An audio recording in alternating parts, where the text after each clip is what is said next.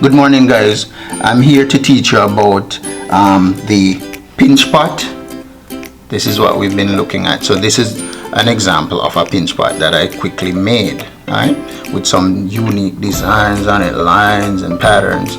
Alright, so this is called the pinch pot, and the pinch pot, as the word suggests, pinch. So this is the four fingers and then the thumb.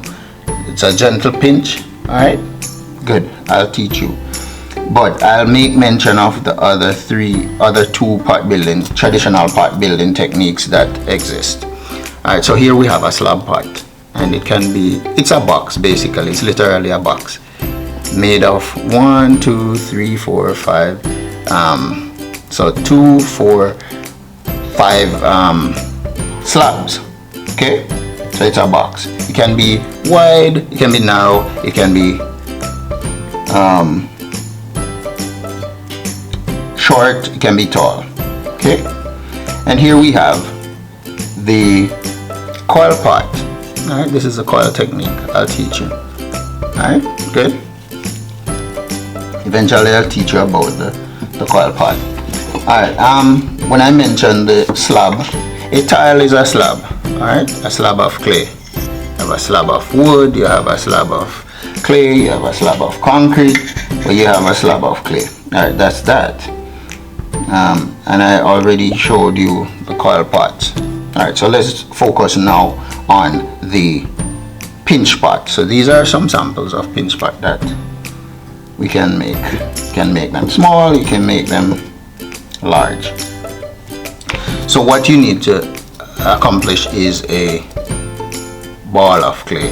This is a foam ball. Alright, it can be small, it can be large. So here we have a lump of clay. So what we need to do is to make a ball of clay. This is how easy, it's one of the easiest pot building techniques. Okay, so we make a round ball as best as we can. We can put it down here and we can make it round, and you can relax, have fun while you're doing that.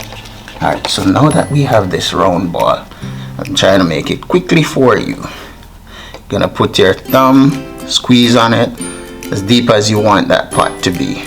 Alright, there you go. Then you're gonna start pinching and turning. Pinch, turn, pinch, turn, pinch, turn. So you're pinching, you're turning, pinching, turning, pinching, turn. Alright, so you're getting the opening of your little pot. Pinch and turn, pinch and turn.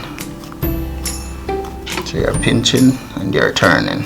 Okay, you decide how thin or thick you want this pot to be. You don't want it to be too thick and you don't want it to be too thin, because when you fire it, you want to make sure that it comes out intact.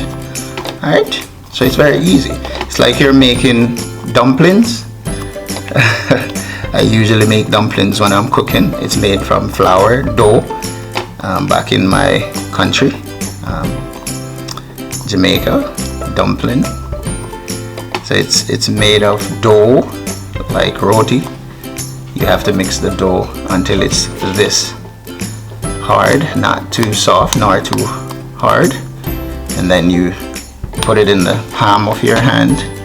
Alright, and you make that opening. It's similar to a donut, but dumpling is similar to a donut, but it has a bottom.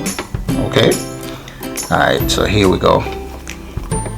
And normally we just cook the dumplings or we fry the dumplings.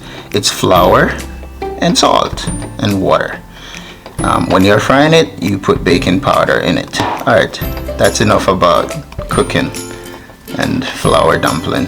But once you're able to turn and squeeze and turn and squeeze and turn, you decide how thick you want your pot to be. Alright, and how deep you want it to be. After you do that, you can gently do this. Right, you can gently do this, and you get the rim a little bit flat.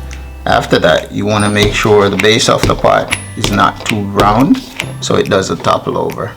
Okay, after that, you can start engraving your name in it, put on designs with a toothpick or a craft stick or a little metal needle tool and put your design. Thank you. Hope you learn a lot about it. Until next time. So next time I'll show you how to make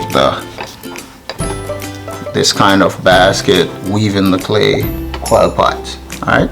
In an innovative way. Alright? Bye.